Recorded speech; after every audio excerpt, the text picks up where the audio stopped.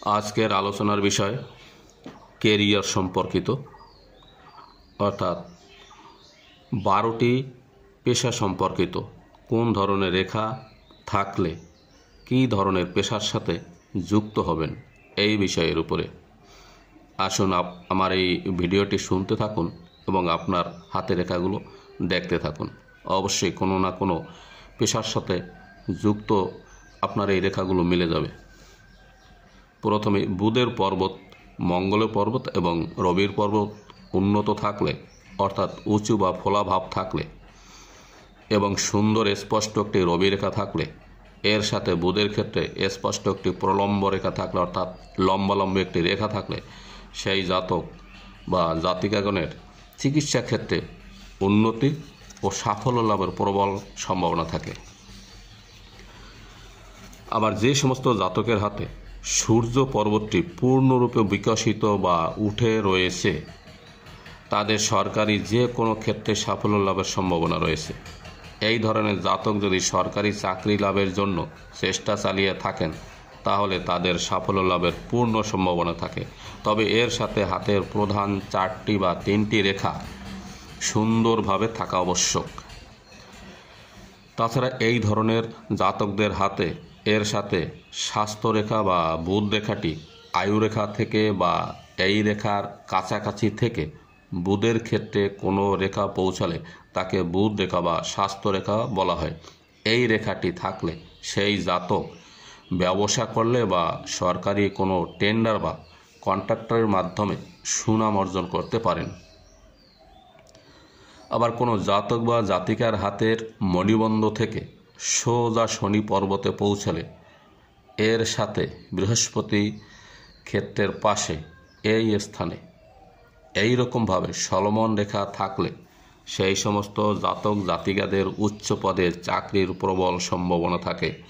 পাশাপাশি এই জাতক জাতিকাগণ প্রচুর সম্মান ও অর্থ লাভ করে থাকেন।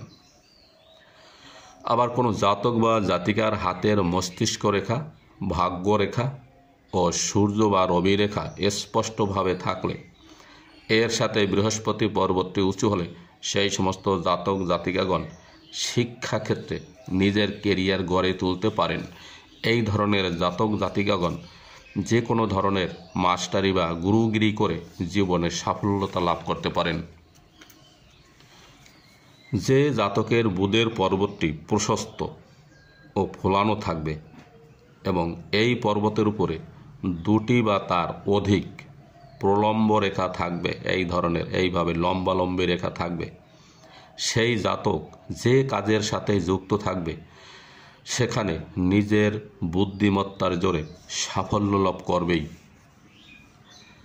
আবার এম সাইন সহ স্পষ্ট রবি রেখা এবং বুধের ক্ষেত্রটি উন্নত এবং উন্নত ও কুচিহ্ন বর্জিত মঙ্গলের ক্ষেত্র থাকলে সফল চিকিৎসক বা সার্জন হিসাবে খ্যাতি ও যশ লাভ করে থাকেন।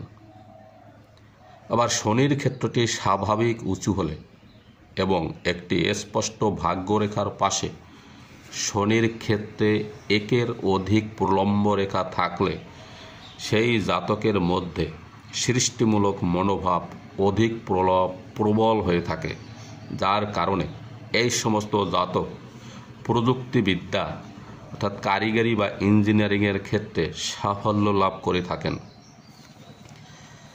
আবার কোনো জাতকের হাতে রবি রেখায় বৃত্ত বা চতুর্ভুজ থাকলে এবং রবি রেখার একটি শাখা মঙ্গল পর্বতে পৌঁছলে অপর একটি শাখা শিরোরেখা বা মস্তিষ্ক রেখাকে স্পর্শ করলে এমন জাতক রাজনৈতিক ক্ষেত্রে বিশেষ সাফল্য লাভ করে থাকেন। তবে আশ্বস্ত বিষয়ের যে কর্মের জোরে রেখা পরিবর্তনও হয়ে থাকে। আপনার আজকে হাতে এই রেখাগুলো নেই, কোনো রেখা নেই, সেটা যে আবার হবে না তাও কিন্তু নয়।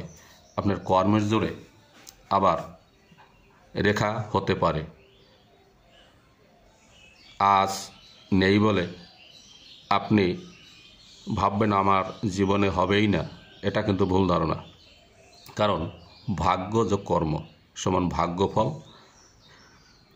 আর এই জন্যে আপনার হতাশ হওয়ার কোনো কারণ নেই। কর্ম করুন, কর্মর ফলে যেমন ভাগ্যের পরিবর্তন হয়, রেখারও পরিবর্তন হয়। আজকে আমার এই ভিডিওটি এখানে শেষ করছি। ভিডিওটি ভালো লেগে থাকলে লাইক করুন এবং বন্ধুদের মধ্যে শেয়ার করুন। সকলে ভালো থাকুন, সুস্থ থাকুন। নমস্কার।